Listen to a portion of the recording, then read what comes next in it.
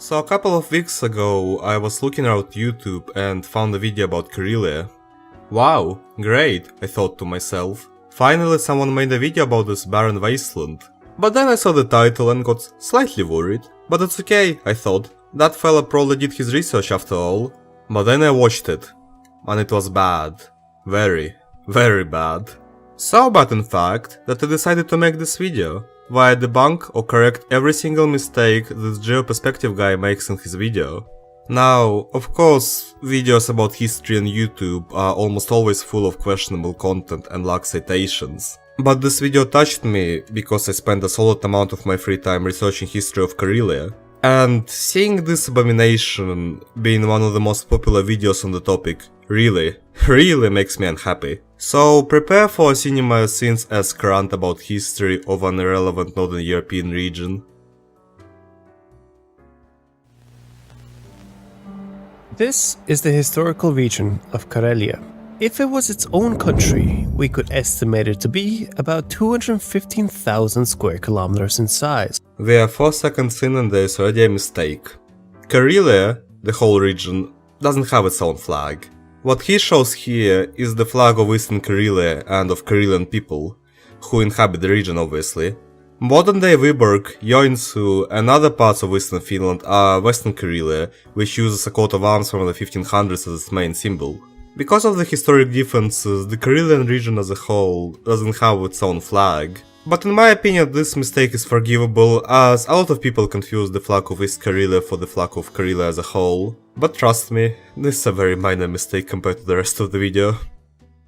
Finland, for example, has historically sought to maintain close ties with Karelia, while also recognizing the region's ties to Russia. This is just factually incorrect. During the early years of Finnish independence, there have been many movements, such as the Karelian Academic Society, that wanted to incorporate Eastern Karelia into a greater Finnish state.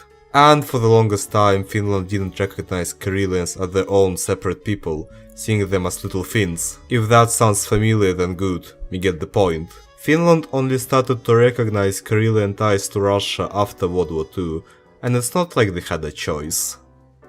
The only permutation of the Karelian question which exists today is, should the lands confiscated from Finland by the Soviet Union be returned?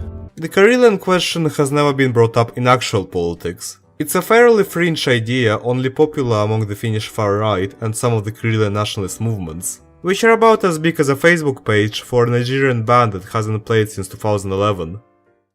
Linguistically, Karelian is closely related to the Finnish dialects spoken in eastern Finland, and some Finnish linguists have even classified Karelian as a dialect of Finnish. Most modern Finnish linguists correctly recognize Karelian as its own separate language, if not multiple languages, because some of the dialects are fairly different from the main ones. But later in the video he does say that most modern linguists recognize it, but I still think this bit was worth pointing out, because I don't even know why he included this in the video. It's like saying that some linguists think that Ukrainian is a Russian dialect. While true, some linguists do believe that, it's a very fringe opinion.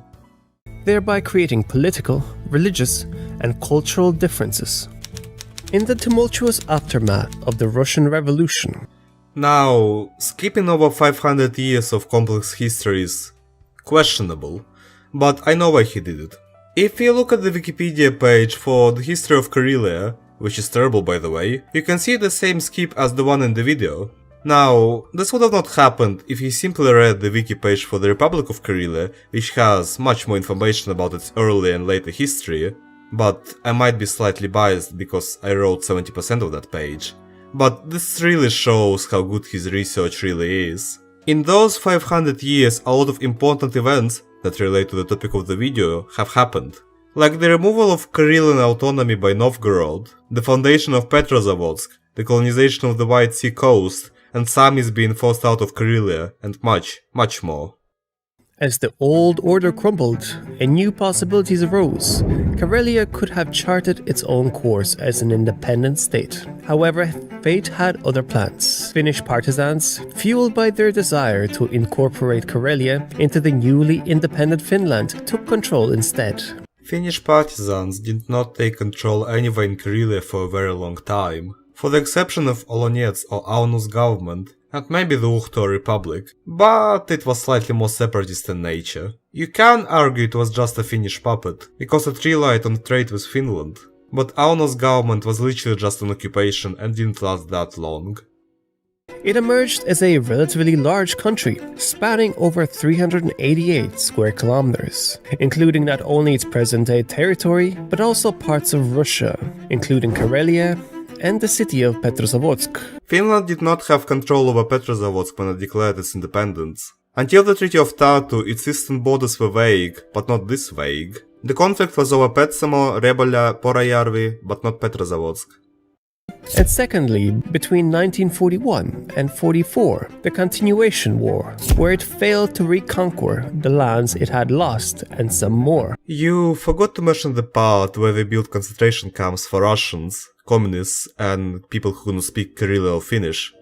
Not a mistake per se, but a lot of people ignore this topic for some reason.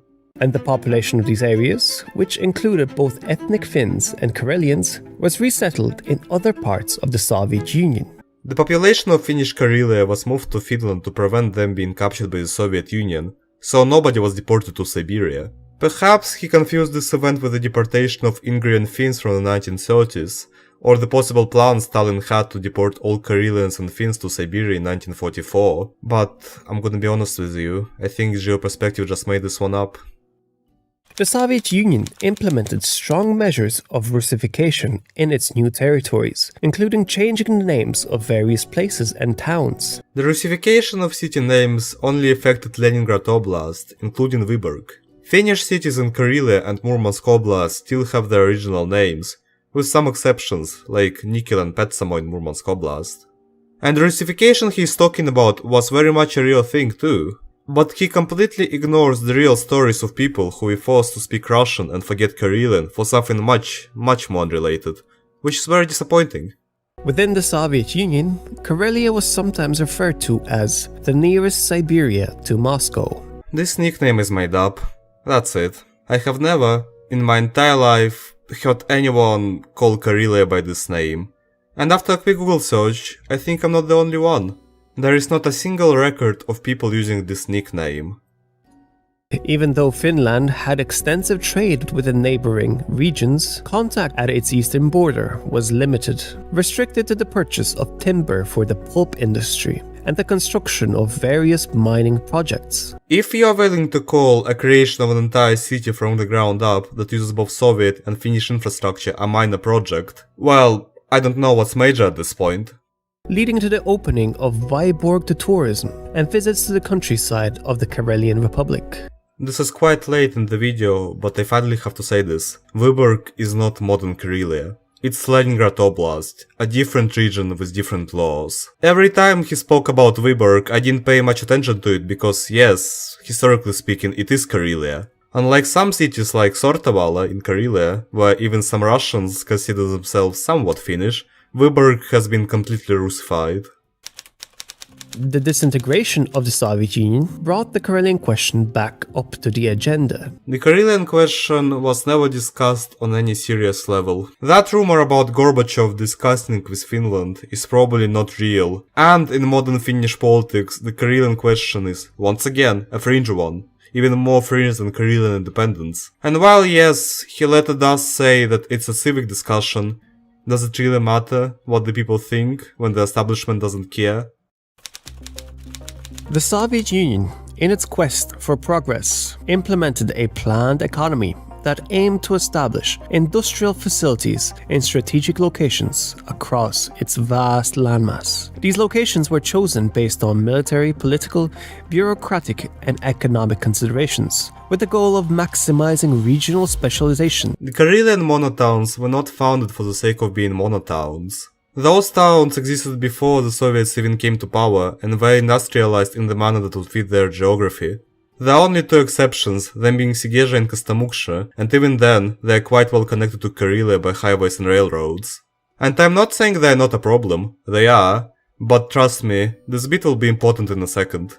The footage on screen right now is not from Karelia, but from Siberia, far in Russia's east. It's called Kadykchan, a small town nestled in the harsh wilderness of the Magadan Oblast. It was once a bustling community. He then talks about the history of this random town for the next 2 minutes. This comparison just doesn't work, because, first of all, Karjalan was founded in the 1930s, as you said in your video, which already makes it different from 99% of all Karelian monotowns. Second of all, this monotown is in the middle of nowhere, while Karelian monotowns are located closer to major roads. So I have no idea why you would even include this in your video. It's not related to the topic at all.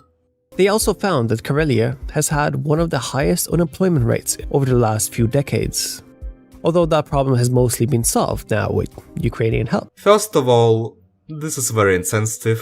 Second of all, as the result of European sanctions, Karelian economy kinda almost collapsed, because a big chunk of our exports were to the European Union, and, as you can imagine, this doesn't go well when they all pull out and take the workplaces with them.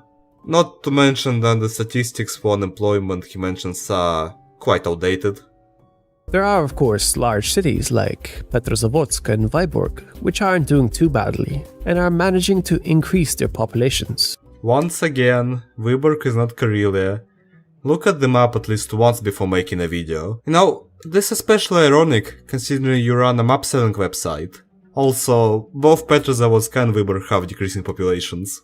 In other words, most of Karelia is a distant and militarized borderland, the economy of which ceased to function when the Iron Curtain fell. Karelia as of yet is not militarized, and the military presence is much lower than in Murmansk or St. Petersburg. Why as of yet? Well, because Finland joined NATO, the guys in Moscow decided to put almost 40,000 troops in Karelia. Somehow. Our infrastructure can support that, so good luck to them, I guess. But as of now, there is only like a single military base and an airfield here, and obviously border patrols. Integrating any Russian lands into a European country would take decades of heavy investment and would be of little economic value within our lifetime. And then this video hit me like a freight train.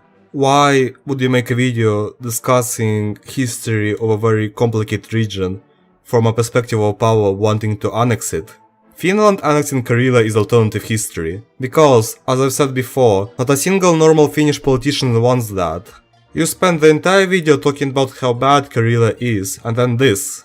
Honestly, I don't even know if you can call this educational content anymore. This looks like a cheap way to convince some terminally online historians, well, quote-unquote historians, that Karelia wants to be and will be Finnish. While the topic itself is extremely nuanced and very complicated, he also has another video on Vyborg, but at this point I don't even want to watch it. My advice to this guy, just please cite what information you use in your videos and not a random selection of books that you read. Do you know how easy it is to find 5 books and put them into your description? You know, for a person who says that they are grinding YouTube, you sure make a lot of mistakes that rookie history channels make. So please, just try to do some basic research before taking on a very big and complicated topic.